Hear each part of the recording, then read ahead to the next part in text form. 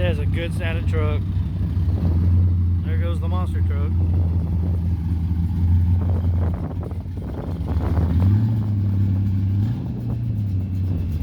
Something don't sound too bad.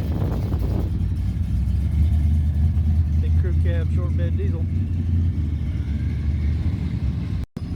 Laser sounds good too.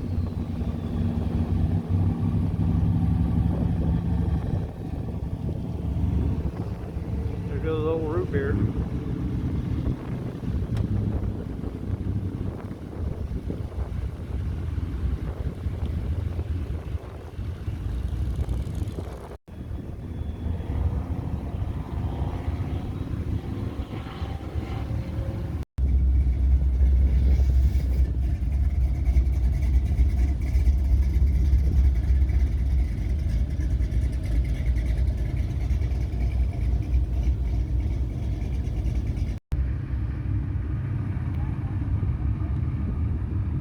Well, all in all, it was a pretty good show for what was there, and the weather affected a lot. Highly disappointed that this thing didn't make it because it wouldn't fit on the U-Haul trailer.